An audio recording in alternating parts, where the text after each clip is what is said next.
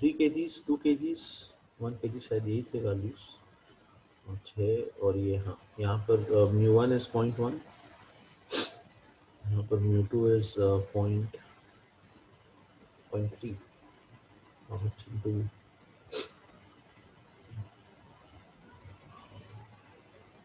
and this is 0.5. We are applying the force on the topmost block. As the force increases, how would the acceleration of the bodies vary? Think, tell me. Jaldi. The force is gradually increased. How would the acceleration of the blocks vary as I increase the force? Try it out. I give you 2 or 3 minutes to think over it. उतना में अगर answer आता है तो सही है, नहीं तो we'll discuss it. One or two surface. One or two. Down के लिखते हैं. Okay, good. कौन सा एक्सटर्नल फोर्स के वैल्यू पे होगा? 6. ओके, और 6 के बाद में क्या होगा? 6 पूरा 3 It will to continue to move. It will start moving as a system. कब तक? Up till what external force? 15 Newton. 15. No. Up till what external force will the system continue moving together as a single identity? So 18, 24.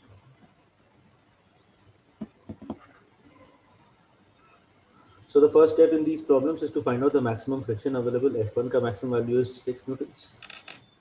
F2 का maximum value is 15 और F3 का भी maximum value 15. ठीक है? So now I can say that हाँ ठीक है 15 0.5 into 30 हाँ 15 right. So I can say that the system will not move until 6 newtons.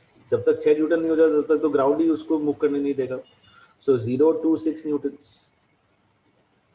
System is at rest.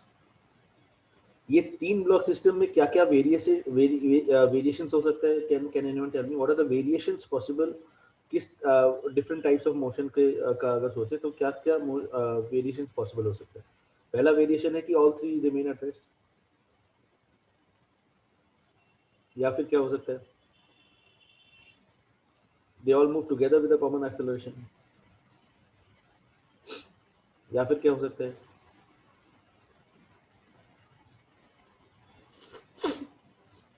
Slipping between 1 and 2 and 3 as a system.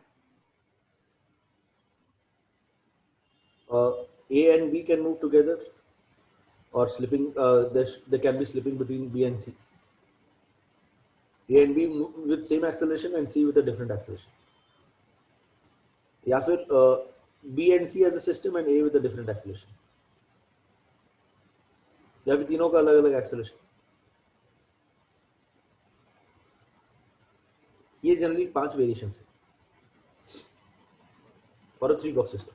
Okay, मतलब क्या या तो अपर 2 blocks can move together as a 2 block system, or the lower 2 blocks can move together as a 2 block system, or the entire as a single block system, or the entire or I can say all 3 blocks can move together as a single block system. ठीक है, या फिर तीनों blocks ही अलग अलग acceleration से move कर सकते हैं. तो ये सब वेरिएशंस होते हैं general, which you need to remember. तो यहाँ पर 6 न्यूटन तक तो कोई मोशन नहीं है because the friction from the ground is good enough to balance and system will remain at rest. Now after 6 what will happen? Which of the cases? Will start moving together. कब तक साथ में move करेंगे? Up to 6. 15 newtons. कब तक साथ में move करेंगे? अभी देखो 2 सिनेरियोज हो सकते हैं इस केस में.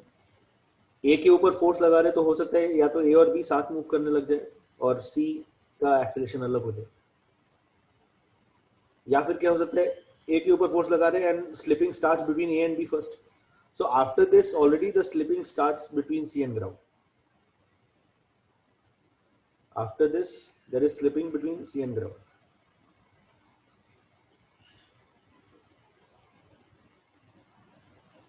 Now they will move as a system up till what time? ये अपन को चेक करना है.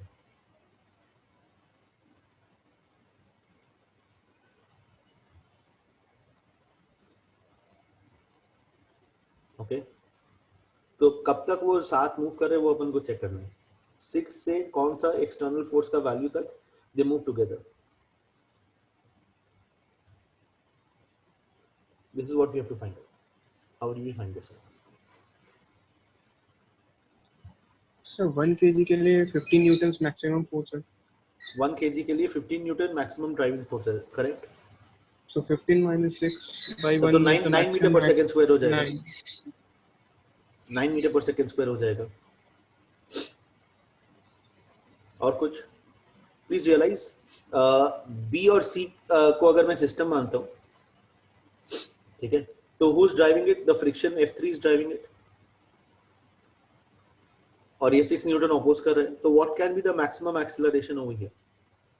B प्लस C का मैक्सिमम एक्सेलरेशन सिस्टम के जैसे अगर कितना हो सकता है? F3 का मैक्सिमम वैल्यू 15 है, तो 15 minus 6 by 3, this is 3 meter per second square. Can block A have 3 meter per second square? Of course. Block ए का एक्सेलरेशन के ऊपर तो कोई रेस्ट्रिक्शन नहीं. जितना फोर्स बढ़ाएंगे उतना एक्सेलरेशन ऑफ ए बढ़ता जाएगा, ठीक है. But B and C can move together as a single identity up till 3 meter per second square. See if you are clear with this. Right? Now, please realize when the friction when the system B and C have an acceleration of 3 meter per second square, उस समय block A का भी acceleration 3 होगा. So that is the final stage up till the time when the bodies move together. तो 3 metre पर second square तक वो लोग साथ मूव कर सकते हैं. तो अगर ये पूरा सिस्टम 3 मीटर पर सेकंड स्क्वायर तक साथ मूव कर सकता है, तो the mass is 6 kgs and the common maximum acceleration is 3 meter per second square and the friction is what? 6 newtons. तो क्या एक्सटर्नल फोर्स आ जाए? F minus 6 is equals to 6 into 3. So force is 24. So up till 24 newtons they move together. देखो यहाँ तक समझ में आ गया. When the force on the when the force F is 24, then the friction F3 becomes limiting first. पहले F1 limiting हुआ, फिर F3 limiting हुआ, ठीक है. F3 का वैल्यू कितना हो गया? 18 no 15. तो 24 minus 15 gives you 9 by 3 is 3 meter per second square. और ये 15 है, तो this will also be 3 meter per second square. See if you're clear with this much. Now, why? So I can say that after this, what will happen? After this, there will be slipping between A and B plus C. Okay, slipping between A and B अब start होगा. Why not B and C? अभी अगर ये system मानते हैं तो please realise करो कि there is no upper limit on the acceleration of A plus B in that way. अगर वो एक सिस्टम के साथ मूव कर जैसा मूव कर रहे हैं. F2 is the driving force for C और उसके ऊपर F1 is already 6 Newton. So what can be the maximum acceleration for C? AC का maximum acceleration can be what? 15 minus 6 by 1, so 9 meter per second square. तो उसके पहले ही 3 metre पर second square आ जाएगा.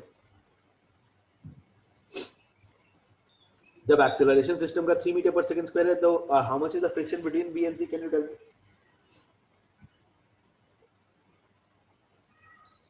At this acceleration, what is the friction between A and C? 9 Newton. Friction between B and C is 9 newtons. देखो समझ में आ रहा है नहीं? तो 15 तक तो जाने की जरूरत ही नहीं है. पहले 9 न्यूटन आ गया, तो यहाँ पर स्लिपिंग स्टार्ट हो गया. Now the moment the slipping starts between A and B, what will happen after this? Will F3 further increase? F3 तो अपना मैक्सिमम वैल्यू अटेन कर चुका है. So now what will happen? Beyond 24, if I keep on increasing the force on A, what will happen? You will slip in. A and B के Acceleration बीच में of A will keep on increasing, but acceleration of B plus C will remain constant. तो F2 कभी अपना maximum value तक पहुंचेगा ही नहीं. There is no reason why F2 should reach its maximum value. वो 9 Newton पर जाके स्टेबल हो जाएगा बस. समझ में आ रहा है? अप टिल इन्फिनिटी यही चलता रहेगा. अब जितना भी फोर्स बढ़ाओ उससे कोई मतलब ही नहीं, ठीक है. तो इस तरह से ये सब 3 ब्लॉक सिस्टम को एनालाइज करना चाहिए. If you want to solve more JEE advanced problem, then subscribe to our channel.